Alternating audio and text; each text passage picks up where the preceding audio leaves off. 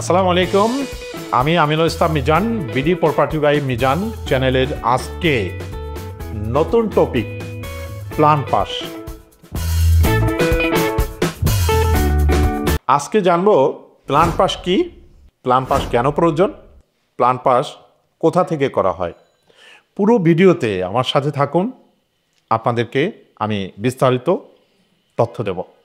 আপনার একটি জমি রয়েছে, এখন এই জমিতে আপনি একটি আবাসিক বা বাণিজ্যিক আপনি একটি স্থাপনা নির্মাণ করতে চান, তাই না?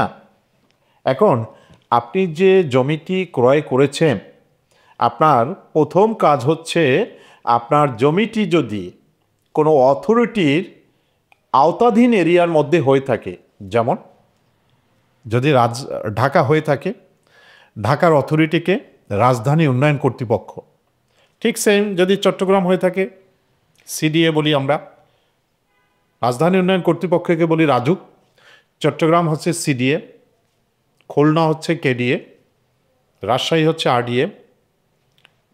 এই রকমের যে অথরিটিগুলো রয়েছে, বা সিটি কর্পোরেশন অথবা পৌরসভা, আপনার জমিটি আগে জানতে হবে এটা কোন অথরিটি বা সিটি কর্পোরেশন বা পৌরসভার আওতাধীন এরিয়ার মধ্যে। এইটা জানার পরে আপনি প্ল্যান পাসের জন্য প্রথম কোথায় যাবেন, আপনাকে জানতে হবে এই জমিতে আদৌ কি ওই অথরিটি আপনাকে বাড়ি করার বা যে কোনো একটা স্থাপনা করার পারমিশন দিবে। শব্দটি নতুন শুনেছেন তাই না? হ্যাঁ, এই জন্য আপনাকে যেতে হবে, যদি সম্ভব হয় একজন টাউন প্ল্যানারের কাছে অথবা ওই সংশ্লিষ্ট অথরিটির নিকট। আপনি যখন যাবেন, প্রথমত আপনাকে একটা এলইউসি দিবে, ল্যান্ড ইউজ ক্লিয়ারেন্স। শব্দটা হয়তো অনেকেই প্রথম শুনেছেন। প্রথমেই কিন্তু আপনাকে প্ল্যান দিবে না, আগে দিবে আপনাকে ল্যান্ড ইউজ ক্লিয়ারেন্স। এই ল্যান্ড ইউজ ক্লিয়ারেন্সের জন্য আপনার সমস্ত ডকুমেন্টসগুলো জমা দিতে হবে।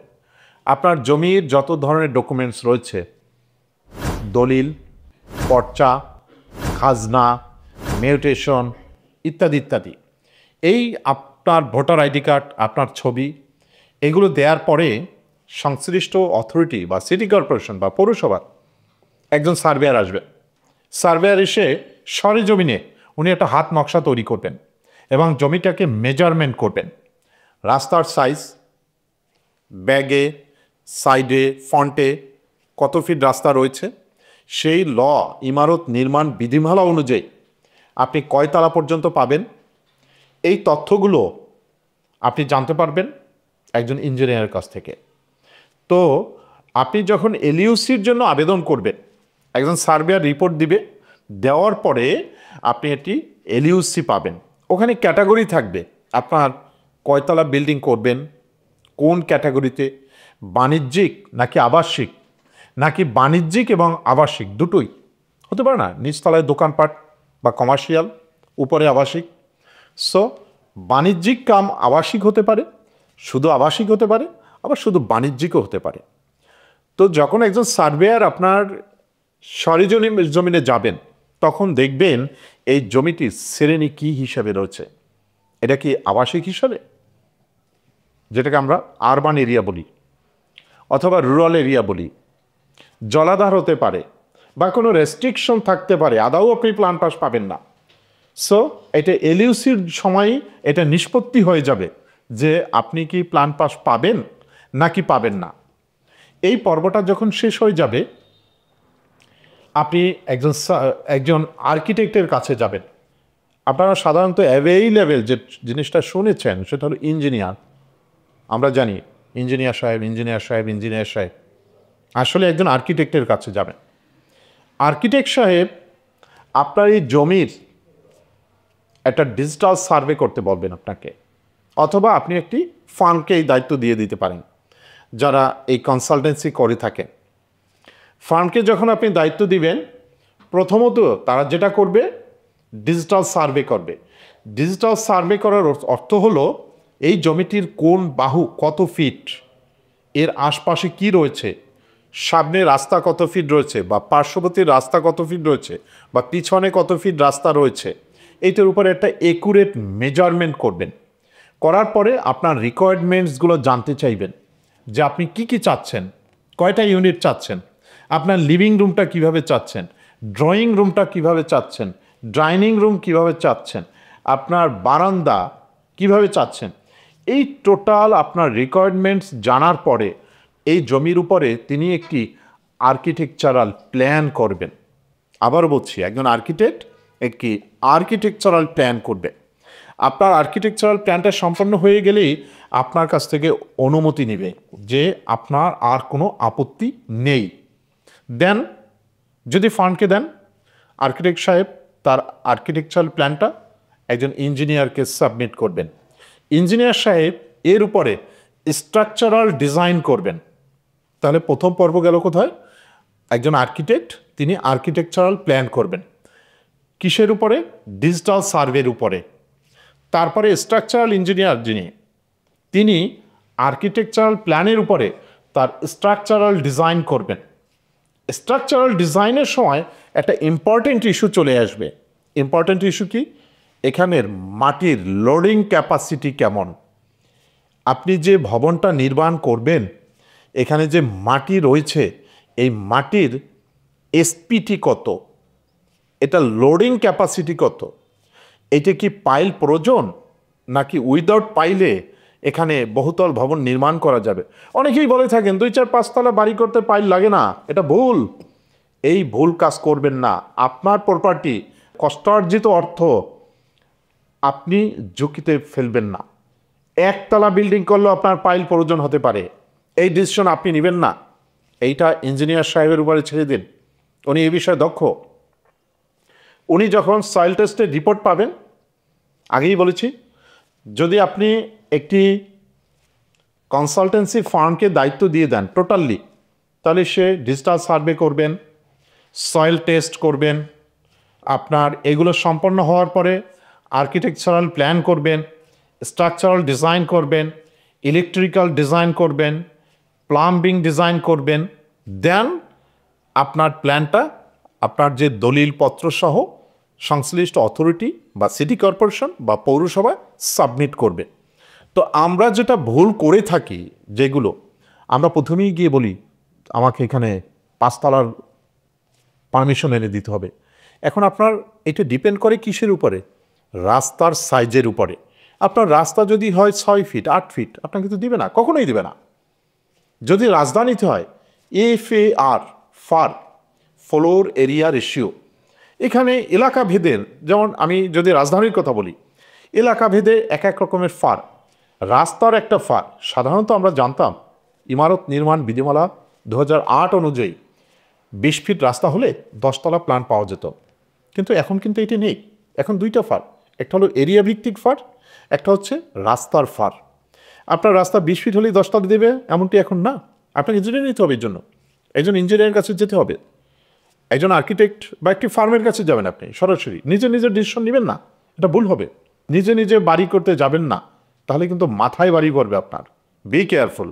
নিজে বাড়ি করতে গেলে কিন্তু নিজের মাথায় বাড়ি পড়বে। এতটা সহজ ভাববেন না, এটা আইন দ্বারা নিয়ন্ত্রিত।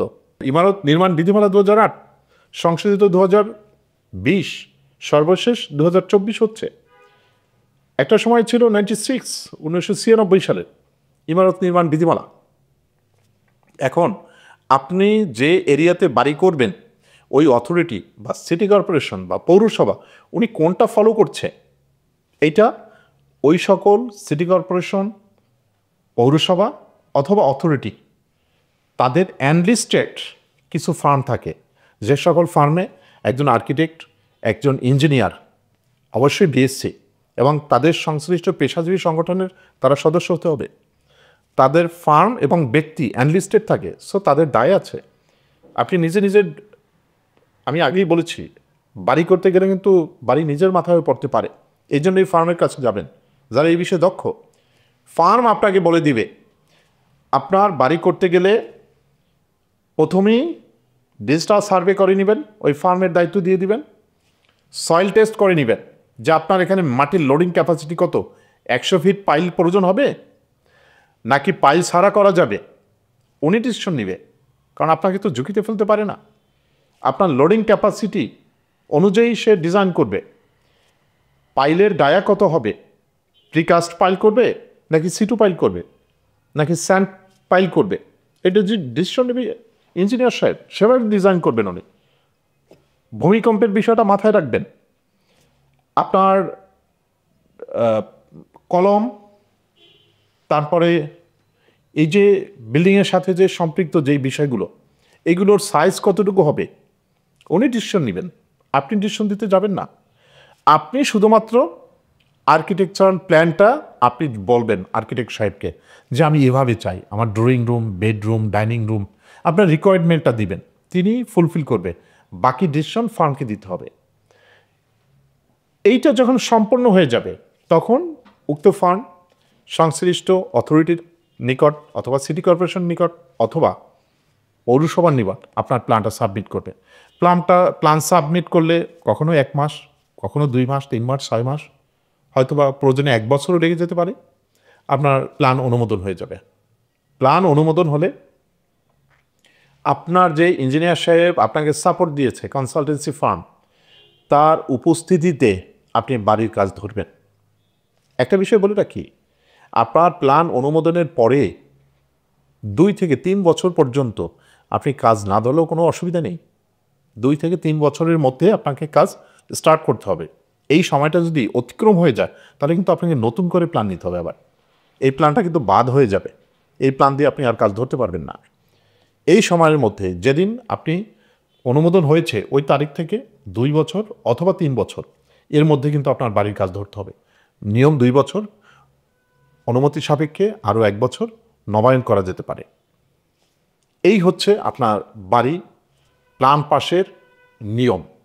এখানে একটি ফি জমা দিতে হয়, ফির সাথে 15% ব্যাট জমা দিতে হয়। তো এটা পার এসএফটি আপনারা সাধারণত জানেন যে এসএফটি আমরা বলে থাকি, এটা কিন্তু স্কোয়ার মিটারে দিতে হয়। স্কোয়ার মিটারে কিন্তু ফি জমা দিতে হয়। এটা সংশ্লিষ্ট ব্যাংকের মাধ্যমে জমা দিবেন, আপনাকে চালান দিয়ে দিবে, আপনি আপনার বাড়ির কাজ শুরু করতে পারেন। আবারও বলছি, নিজে নিজে ডিসিশন নিতে যাবেন না। নিজে নিজে ডিসিশন নেবেন, ওই বাড়ি কিন্তু নিজের মাথায় পড়তে পারে। আপনার একটি কনসালটেন্সি ফার্মের মাধ্যমে আপনার এই প্রক্রিয়াটি আপনি সম্পন্ন করাবেন, আপনি নিরাপদে থাকতে পারবেন। বাড়ি করার সময় যারা রাজমিস্ত্রি থাকবে অবশ্যই একজন দক্ষ রাজমিস্ত্রিকে অ্যাপ্লাই করবেন, অদক্ষ রাজমিস্ত্রিকে অ্যাপ্লাই করবেন না। আপনি বাড়ি করতে গিয়ে আপনার প্ল্যানের বাইরে কাজ করবেন না, এটা আপনার জন্য বিপদ ডেকে আনবে। আপনাকে অনেক পরামর্শ দিবে রাজমিস্ত্রি, স্যার 1 ফিট বাড়িয়ে নেন, 1 ফিট বাড়ালে তার লাভ, আপনার লস। কীভাবে জানেন? 1 ফিট 1 স্কোয়ার ফিট চারদিকে আপনি বাড়িয়ে নিন, ধরুন 50 ফিট বাই 50 ফিট, তাহলে 50 স্কোয়ার ফিট চারিদিকে আপনি হিসাব করে দেখেন 200 স্কোয়ার ফিট। 10 তলা যদি হয় কত স্কোয়ার ফিট হলো? 2000 স্কোয়ার ফিট। 2000 বর্তমান রেট যদি বলি ইন্টু 2500। আবার ওই রাজমিস্ত্রিকে আপনার 350 থেকে 400 টাকা পর্যন্ত ফি দেওয়া লাগতে পারে। সে কিন্তু 1 ফিট বাড়াবে কেন জানেন? তার লাভের কারণে, আপনার লাভ নেই। কলম ডিজাইন অনুযায়ী অনুমোদিত প্ল্যানের অনুযায়ী বাড়ির কাজ করবে, এতে নিরাপদ থাকতে পারবেন। কারণ আলো বাতাস আপনার প্রয়োজন। একটু বাড়িয়ে নিলেন, বারান্দাটা টান দিলেন, সামনে একটু নিলেন, পিছনে একটু নিলেন, এটা একদিন আপনার জন্য সমস্যা হয়ে দাঁড়াবে। আপনার বাড়ির অনেক মেনটেনেন্স রয়েছে, স্যানিটারি লাইনের আপনার কাজ করতে পারেন, আপনার গ্লাস লাগাতে পারেন, রং করা লাগতে পারে, লাগতে পারে না, এটা লাগবেই। আপনি কার জমিতে গিয়ে করবেন, এই জিনিসগুলো কিন্তু আপনারই প্রয়োজন। সুতরাং আলো বাতাস, ফায়ারের একটা ইস্যু থাকে, এগুলো আপনার প্রয়োজন। এখন আমি যে তথ্যগুলো দিলাম, এই তথ্যগুলো কয়তলা পর্যন্ত প্রয়োজন জানেন? 7 তলা পর্যন্ত।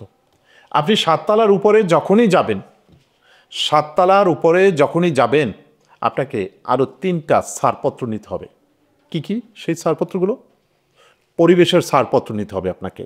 7 তলার উপরে হচ্ছে আপনার হাই রাইজ বিল্ডিংয়ের ক্যাটাগরি। আবারও বলে রাখি, 7 তলার উপরে হলো হাই রাইজ বিল্ডিংয়ের ক্যাটাগরি। এর জন্য আপনাকে এক্সট্রা 3টা ছাড়পত্র নিতে হবে। সেই ছাড়পত্রগুলো কী কী? একটা হলো পরিবেশ, পরিবেশ অধিদপ্তর থেকে একটা ছাড়পত্র নিতে হবে। 2 নম্বর হলো ফায়ারের ছাড়পত্র নিতে গেলে আপনার ফায়ারের ডিজাইন লাগবে। এই যে টোটাল যে ডিজাইন, ফায়ারের ডিজাইন, এর জন্য একটা এক্সপার্ট আছেন কিন্তু একজন। এই ফায়ারের ডিজাইন কিন্তু ঠিক রাখতে হবে। আপনার আর্কিটেকচারাল, স্ট্রাকচারাল, ইলেকট্রিক্যাল, প্লাম্বিং এবং ফায়ার ডিজাইন এগুলো ঠিক রাখতে হবে। লিফটের পজিশন কোথায়, ফায়ার এক্সিটের পজিশন কোথায়, জেনারেল সিঁড়ির পজিশন কোথায়।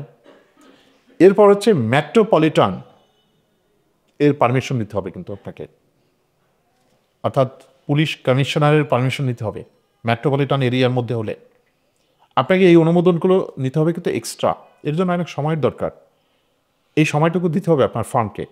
এটা কিন্তু আপনি একা একা নিজে নিজে পারবেন না, এটা কিন্তু টেকনিক্যাল, সম্পূর্ণ টেকনিক্যাল। অনেকেই জানেন না, অনেকেই বলে 10 তলা বিল্ডিং করলে আবার তো কারো অনুমোদন নেওয়া প্রয়োজন হয় না। ভুল কথা। 10 তলা বাড়ি করতে হলে আপনার ফায়ার অনুমোদন নিতেই হবে, বাধ্যতামূলক, আপনার নিতেই হবে। আপনি নেন নাই সেটা আপনার ডিসিশন, আপনি নেন নাই সে রিস্ক আপনি বহন করবেন, এটা অন্য কেউ করবে না। অনেকেই আবার করে একটা কাজ, ইউনিয়ন পরিষদ থেকে একটা ছাড়পত্র নিয়ে 10 তলা 12 তলা বিল্ডিং করে।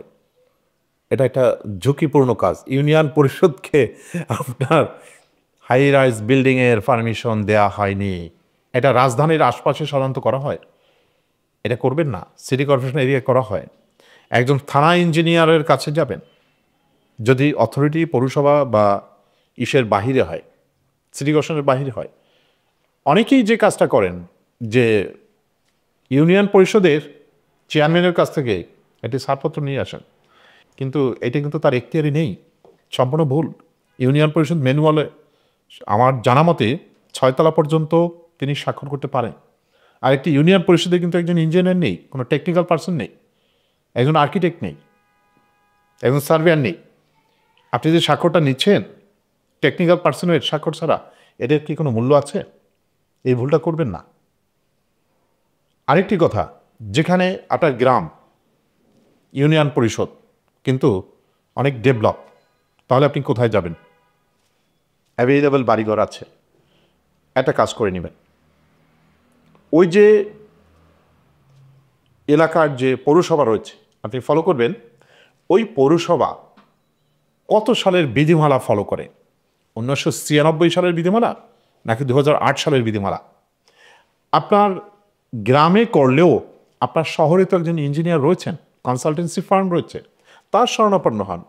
তিনি আপনাকে বলে দিবেন যে গ্রাম হলেও আপনার তো অনুমোদন নিতে হবে, কিভাবে নেবেন এই প্রক্রিয়াটা তিনিই আপনাকে সমাধান করে দিবেন। আশা করি অনেক তথ্য জানতে পেরেছেন।